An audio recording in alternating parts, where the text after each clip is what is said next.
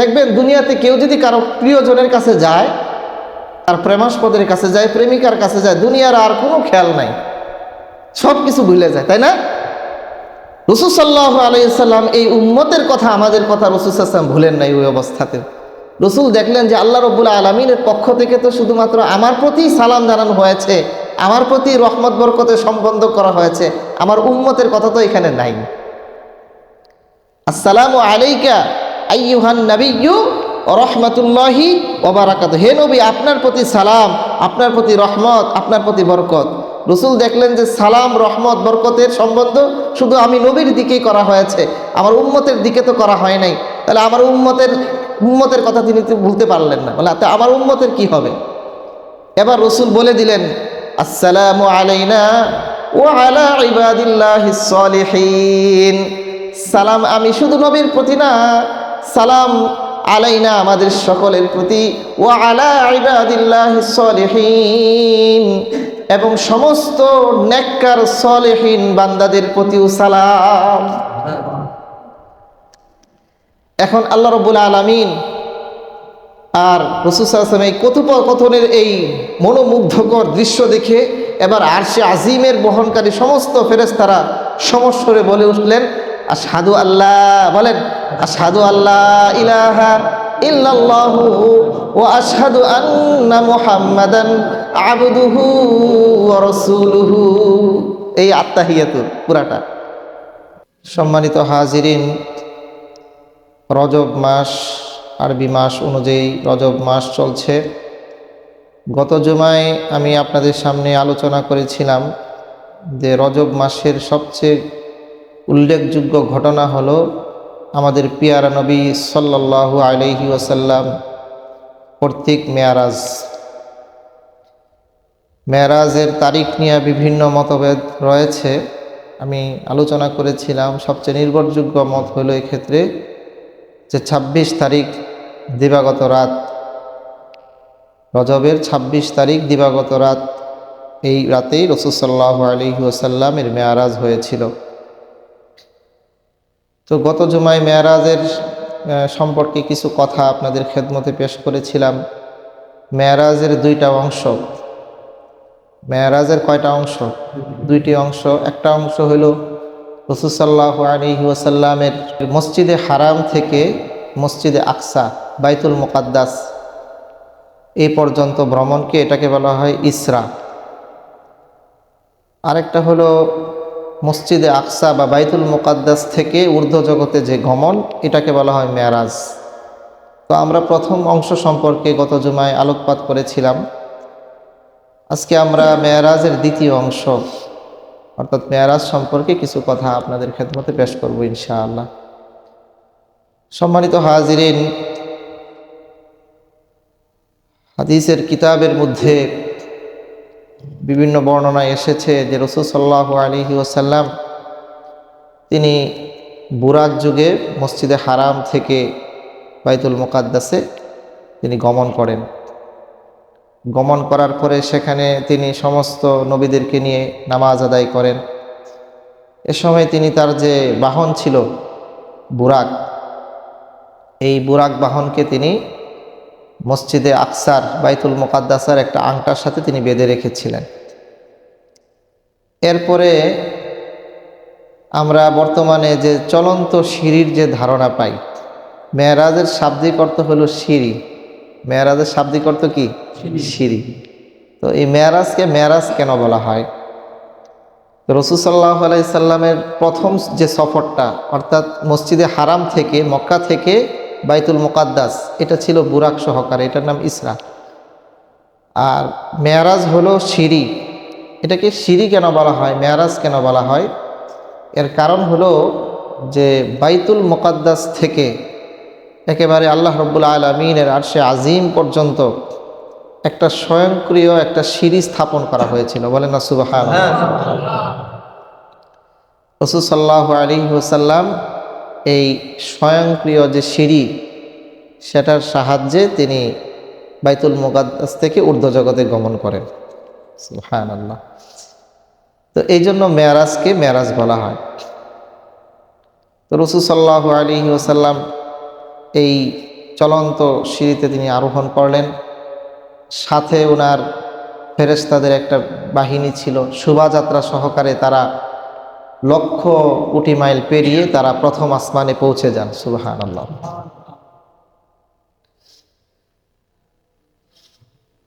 তো প্রথম আসমান, এভাবে দ্বিতীয় আসমান, তারপরে তৃতীয় আসমান, এরপরে চতুর্থ আসমান, এরপরে পঞ্চম আসমান, এরপরে ষষ্ঠ আসমান, এরপরে সপ্তম আকাশ। এই সবগুলো পাড়ি দিয়ে যান।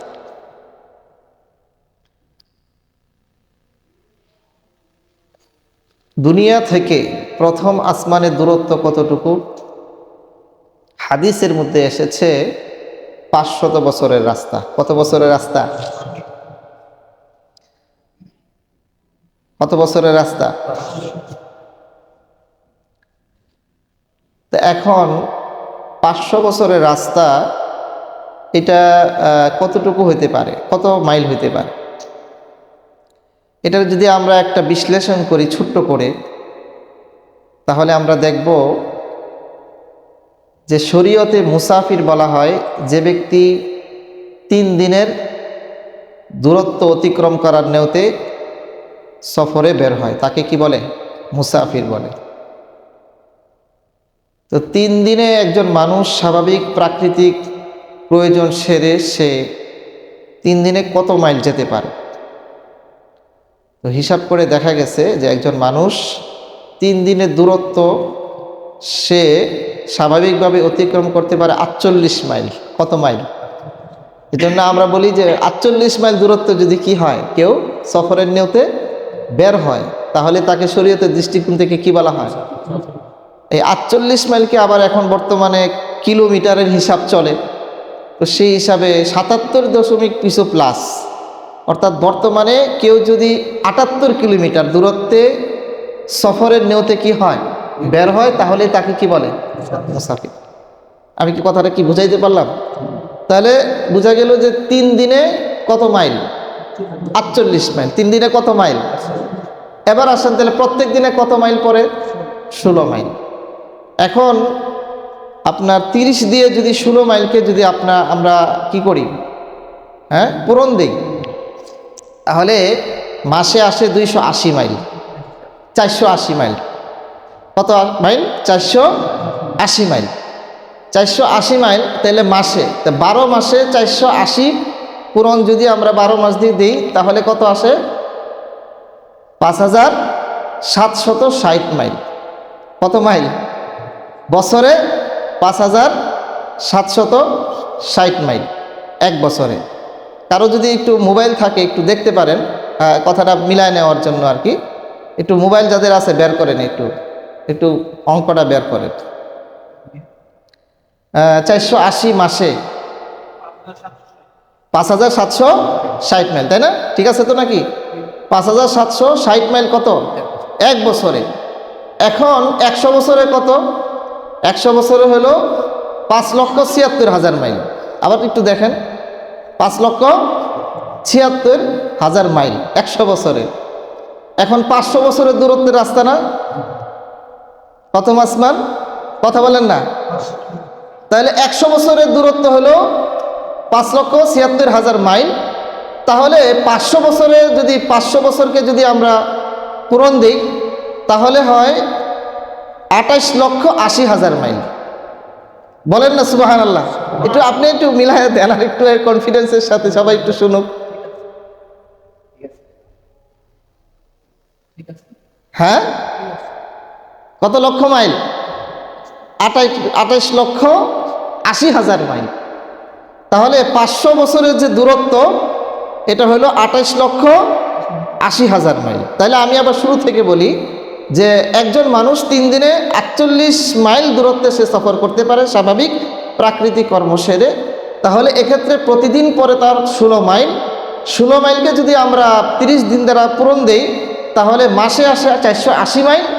আর বছরে যদি এটা দিয়ে পূরণ দিই, আবার বছরে আসে কত? 5,760 মাইল। আর 100 বছর দিয়ে যদি পূরণ দেই, তাহলে 5,76,000 মাইল।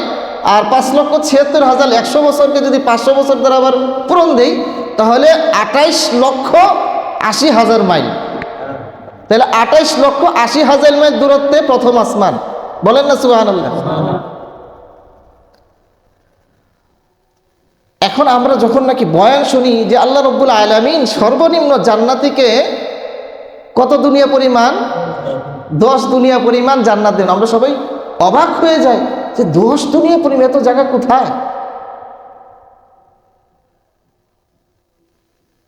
তাই না? এবার আসেন আরেকটা বিজ্ঞানের দৃষ্টিকোণ থেকে আরেকটু আলোকপাত করি। বিজ্ঞানীরা বর্তমানে যে পৃথিবী থেকে যে নক্ষত্র, যে তারকা আবিষ্কার করছে পৃথিবীর সবচেয়ে দূরের, সেটা হলো কুয়াশা নাম। কি নাম? কুয়াশা। তো এটা বিজ্ঞানীরা দেখছে এটা হলো 1,000 কোটি আলোকবর্ষ দূরত্বে। কত হাজার? 1,000 কোটি, 1,000 কোটি আলোকবর্ষে দূরত্বে ওইটাকে, ওই তারকার অবস্থান, কুয়াশা নামক তারকা। এখন আলোর গতি প্রতি সেকেন্ডে কত? আলোর গতি প্রতি সেকেন্ডে 1,86,000 মাইল। আলোর গতি প্রতি সেকেন্ডে 1,86,000 মাইল। এখন আমরা পুরো পৃথিবীবাসী মিলে যদি এমন কোনো বাহন কোনোদিন আবিষ্কার করতে পারি যে বাহন প্রতি সেকেন্ডে 1,86,000 মাইল গতিতে চলবে, তাহলে ওই কুয়াশা নামক তারকার কাছে পৌঁছতে 1,000 কোটি বছর লাগবে।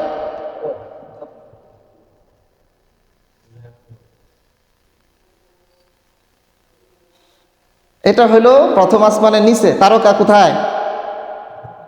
এই যে তারকাগুলা, এটা কোথায়? আসমানের নিচে নাকি আসমানের উপরে? নিচের এই অবস্থা যে 1,000, যদি কোনো পৃথিবীবাসী আমরা মিলে যদি একটা এমন বাহন আবিষ্কার করতে পারি যেটার গতি সেকেন্ডে 1,86,000 মাইল, তাহলে ওই তারকা, যেটা বিজ্ঞানীদের দূরের অবস্থানের তারকা, সেটা পর্যন্ত পৌঁছতে লাগবে 1,000 কোটি বছর। বলেন আল্লাহু আকবার।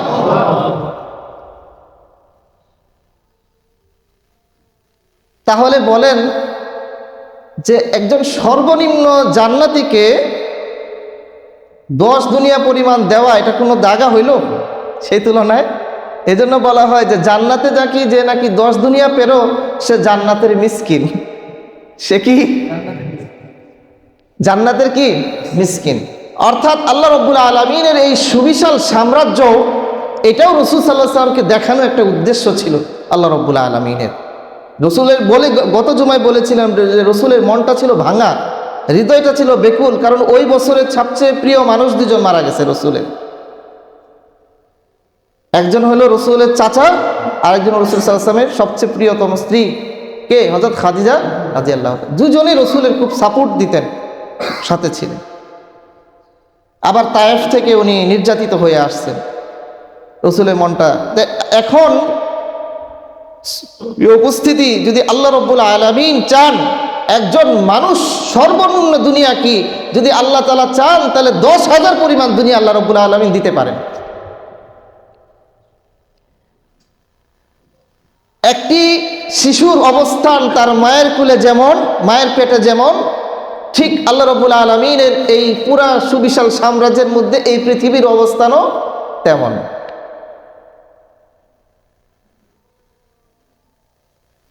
এবার কি হিসাব মিলছে সর্বনিম্ন জান্নাতীর? কথা বলেন না। এটা হলো প্রথম আসমানের দূরত্ব। এরপরে ঠিক এই পরিমাণ সম দূরত্বে, সম সাইজে, একই দূরত্বে একই রকমে আরেক আসমান, দ্বিতীয় আসমান। এরপরে আবার এই দূরত্বে তৃতীয় আসমান, এরপরে আবার দূরত্বে চতুর্থ আসমান, এভাবে সপ্তম আসমান। সুবহানাল্লাহ।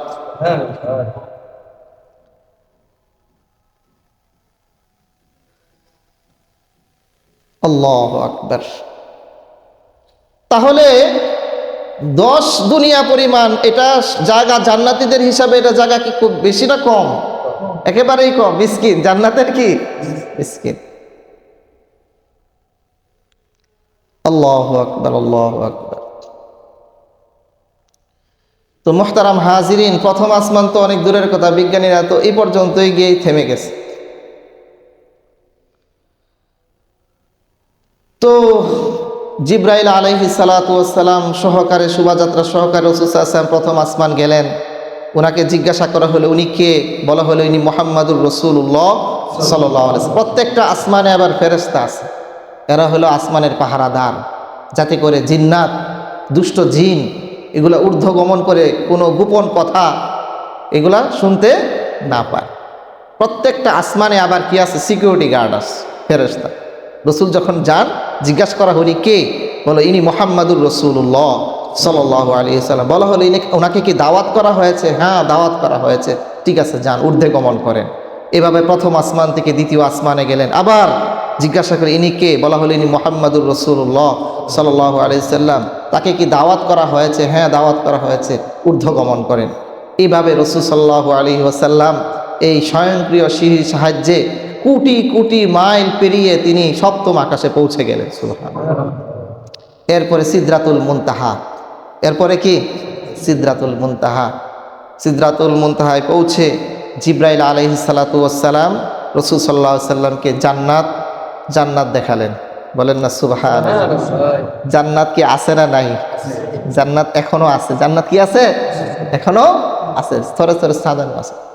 রাসূল সাল্লাল্লাহু আলাইহি ওয়াসাল্লামকে স্তরে স্তরে সাজানো জান্নাতগুলা দেখাইলেন এবং বললেন ওইটা হলো আপনার জান্নাত। রসুল বললেন যে তাহলে আমি একটু ঢুকে দেখি আমার জান্নাতটা কেমন। বলা হলো না, আপনার হায়াত তো এখনো দুনিয়াতে বাকি আছে, এখন যাওয়া যাবে না। জান্নাত জাহান্নাম দেখার পরে জিব্রাইল আলাইহিস সালাতু ওয়াস সালাম বললেন ইয়া রাসূলুল্লাহ, ইয়া হাবিবাল্লাহ, এই পর্যন্ত আমার সীমানা, এর বেশি যাওয়ার আমার কি নাই? অনুমতি নাই। ওই সময় রাসূল সাল্লাল্লাহু আলাইহি ওয়াসাল্লাম হযরত জিব্রাইল আলাইহিস সালাতু ওয়াস সালামকে তার আপন আকৃতিতে দেখলেন। 600 ডানা। কত ডানা? কত ডানা?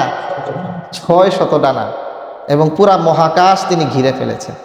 রাসূল সাল্লাল্লাহু আলাইহি ওয়াসাল্লাম জিব্রাইল আলাইহিস সালাতু ওয়াস সালামকে জীবনে 2 বার তার আপন আকৃতিতে দেখেন। একবার হলো ওই সিদরাতুল মুনতাহা, আর একবার হলো দুনিয়াতে। ওয়ালাকাদ রাআহু নাজলাতান উখরা ইনদা সিদরাতিল মুনতাহা ইনদাহা জান্নাতুল মাওয়া। আল্লাহ রাব্বুল আলামিন বলেন তিনি তাকে দেখেন আরেকবার ইনদা সিদরাতিল মুনতাহা, সিদরাতুল মুনতাহার কাছে, ইনদাহা জান্নাতুল মাওয়া, তার নিকটে রয়েছে জান্নাতুল মাওয়া। জান্নাতুল মাওয়া তার কাছে, তার নিকটে রয়েছে। এরপরে রাসূল সাল্লাল্লাহু আলাইহি ওয়াসাল্লামের জন্য আনা হলো রফরফ। কি আনা হলো? রফরফ আবার কি জিনিস মনে রাখতে হবে আপনার। বুরাক, তারপরে মেরাজ সিঁড়ি, তারপরে হলো রফরফ। এটা কোথায়? সিদরাতুল মুনতাহাতে। সিদরাতুল মুনতাহার পরে হলো আরশে আজিম আল্লাহ রাব্বুল আলামিনের। তো সিদরাতুল মুনতাহার মধ্যে রফরফ আনা হলো। রফরফ হলো সবুজ রঙের একটা বিশেষ সিংহাসন। সবুজ রঙের কি একটি বিশেষ সিংহাসন। রাসূল সাল্লাল্লাহু আলাইহি ওয়াসাল্লাম এই সিংহাসনে চললেন। এরপর রাসূল সাল্লাল্লাহু আলাইহি ওয়াসাল্লাম আরো কোটি কোটি মাইল চলতে চলতে ঊর্ধ্বগমনে গমন করতে শুরু করলেন। সুবহানাল্লাহ। আরো উপরে, আরো উপরে। এক পর্যায়ে তিনি এমন একটা জায়গায় পৌঁছলেন যেখানে কোনো প্রাণীর অস্তিত্ব টের পাওয়া যাচ্ছিল না, নীরব নিস্তব্ধ এলাকা। তখন রাসূল সাল্লাল্লাহু আলাইহি ওয়াসাল্লাম কিছুটা ভীত হইলেন, যেটা কোথায় আসলাম। আল্লাহ রাব্বুল আলামিন তখন একটা ঘোষণা দিলেন, ইয়া নবী মুহাম্মদ, তুমি ভয় পেও না, তুমি বিচলিত হইও না, তুমি আরশে আজিমের সামনে আসো। সুবহানাল্লাহ। এরপর রাসূল সাল্লাল্লাহু আলাইহি ওয়াসাল্লাম বলেন রাআইতু রাব্বি আযজা ওয়া জাল্লা, আমি আল্লাহ রাব্বুল আলামিনকে স্বয়ং আমার 2 চোখ দ্বারা ওইখানে আমি দেখে ফেলেছি। আপনারা জানেন জান্নাতে যাওয়ার পরে জান্নাতীদের সবচেয়ে মজার বিষয় হবে আল্লাহ রাব্বুল আলামিনকে স্বয়ং দেখা। আমরা দেখি না, আমাদের নবী কি করেছেন? আল্লাহকে স্বয়ং দেখে এসেছে।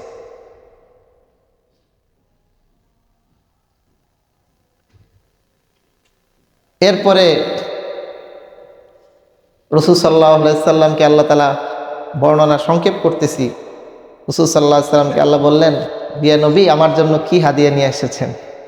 রাসূল সাল্লাল্লাহু আলাইহি ওয়াসাল্লাম তো টেনশনে পড়ে গেলেন যে আবার কি হাদিয়া। কেউ কারো বাড়িতে গেলে হাদিয়া নিয়ে যেতে হয় না? কি বলেন? একটা গিফট, একটা হাদিয়া নিয়ে যেতে হয়। বলে কি নিয়ে এসেছেন? আল্লাহ রাব্বুল আলামিন সঙ্গে সঙ্গে উনার মাথার মধ্যে আসলো, তিনি সেজদায় পড়ে গেলেন। সেজদায় গিয়ে বললেন, এই যে আমরা নামাজের মধ্যে যে আত্তাহিয়াতু পড়ি, এই আত্তাহিয়াতু আসার প্রেক্ষাপটটা কি? এটার সাথে একটা মেরাজের স্মৃতি জড়িত আছে।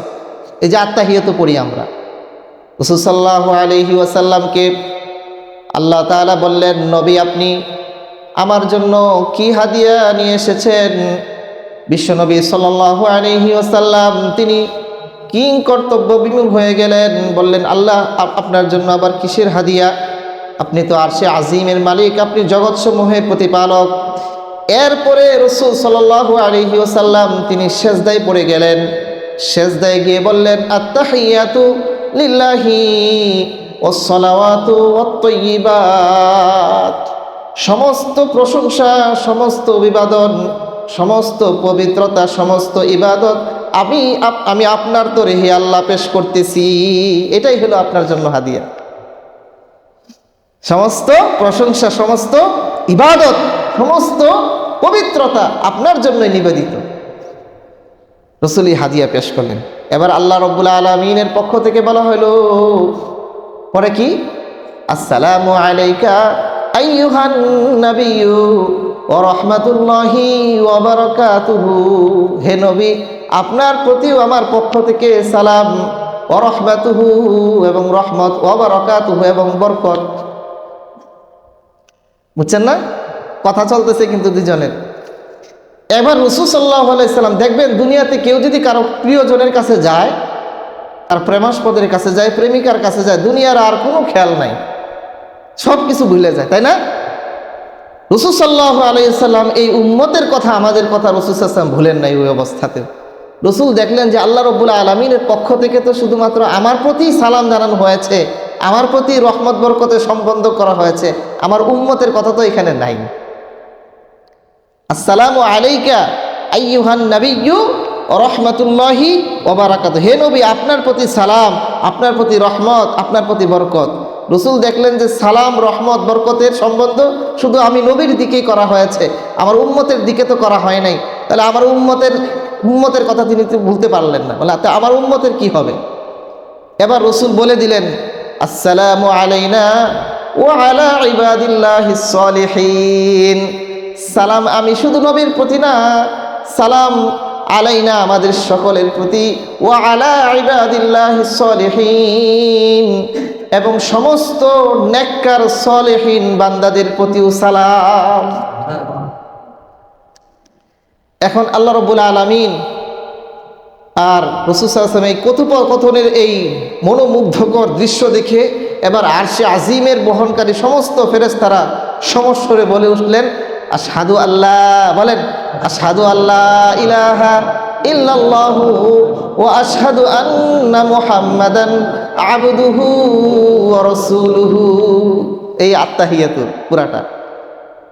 মুহতারাম হাজিরিন, আল্লাহ রাব্বুল আলামিন মেরাজের সেই অবিস্মরণীয় ঘটনাকে স্মরণ রাখার জন্য এই উম্মতের ৫ ওয়াক্ত নামাজের মধ্যে আত্তাহিয়াতু পাঠ করাকে আবশ্যক এবং ওয়াজিব করে দিলেন। এটা ছাড়া ইচ্ছাকৃতভাবে যদি কেউ আত্তাহিয়াতু ছেড়ে যে তার কি হয় না, নামাজেই। এরপরে আল্লাহ রাব্বুল আলামিন রাসূল সাল্লাল্লাহু আলাইহি সাল্লামকে ৩টা হাদিয়া দিলেন। রাসূল হাদিয়া দিছেন আত্তাহিয়াতু লিল্লাহি। এবার আল্লাহ তাআলার পক্ষ থেকে কি আসবে? হাদিয়া। আল্লাহ রাব্বুল আলামিন হাদিয়া দিলেন ৩টি বস্তু। মেরাজে কয়টা বস্তু হাদিয়া দিলেন? ঠিক আছে,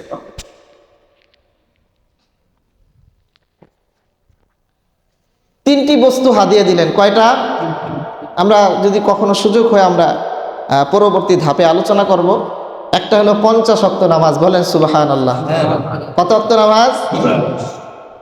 ২ নাম্বার সূরা বাকারার শেষ ৩ আয়াত, সূরা বাকারার ৩ নাম্বার, যে মুশরিক ছাড়া এই উম্মতের যে যত গুনাহ করুক, মুশরিক যদি না হয়, আল্লাহ তাআলার সাথে যদি শিরিক না করে, এদের সকলকে ক্ষমা করে দেওয়া হবে। ৩ হাদিয়া নিয়ে রাসূল সাল্লাল্লাহু আলাইহি ওয়াসাল্লাম দুনিয়াতে আসলেন। মুহতারাম হাজিরিন, মেরাজের এই ঘটনা থেকে আমাদের জন্য শিক্ষা এটাই যে আমরা আমাদের রবকে দেখি নাই, না দেখেই তাকে আমরা বিশ্বাস করেছি, কিন্তু আমাদের যিনি নবী তিনি নিজে স্বচক্ষে তিনি আল্লাহ রাব্বুল আলামিনকে দেখে এসেছেন, আমাদের পক্ষ থেকে তিনি দেখে এসেছেন। এখন বলেন তো, আমার বাবা যদি বলে যে তোমার দাদিকে, তোমার দাদির চেহারাটা এমন ছিল, তোমার দাদি এরকম বৈশিষ্ট্যমণ্ডিত ছিল, অথবা তোমার দাদার চেহারাটা এমন ছিল, তাহলে কি বাবার এই দেখাকে আমি অবিশ্বাস করব? কি বলেন? আমি দেখি না, আমি দাদার যখন দুনিয়াতে ছিলেন আমি মারা গেছি, আমি আসি নাই দুনিয়াতে, আমি দুনিয়াতে আসার আগে আমার দাদা মারা গেছে, কিন্তু আমার বাবা যখন নাকি দাদার বর্ণনা দিবেন তখন আমি কি এই কথা বলবো না বিশ্বাস করি না? বরং আমি এটাই বলবো যে আমি তো দেখি নাই, কিন্তু আমার বাবা তো দেখেছেন। অতএব বাবার কথা কি হতে পারে না, মিথ্যা হতে পারে না। ইনশাল্লাহ আমরাও দেখব, ইনশাল্লাহ আমরাও দেখব। প্রথম নবী যিনি জান্নাত থেকে এসেছেন তিনিও আল্লাহ তাআলাকে দেখেছেন। আমাদের নবী রাসূল সাল্লাল্লাহু আলাইহি ওয়াসাল্লাম তিনিও আল্লাহ রাব্বুল আলামিনকে জান্নাতে দেখে এসেছেন, এবং আমরাও আল্লাহ রাব্বুল আলামিনকে জান্নাতে দেখব। আল্লাহ রাব্বুল আলামিন আমাদের সকলকে মেরাজের এই ঘটনা থেকে শিক্ষা নিয়ে আমাদের প্রতি যে করণীয় যে বিষয়গুলো আছে, গত জুমায় আলোচনা করেছিলাম, এই জুমায় এই সমস্ত বিষয়গুলোকে উপলব্ধি করে আল্লাহ রাব্বুল আলামিনের প্রতি পরিপূর্ণভাবে রুজু হওয়ার তৌফিক দান করেন। সকলে বলে আমিন। ওয়া আখিরু দাওয়ানা আলহামদুলিল্লাহি রাব্বিল আলামিন।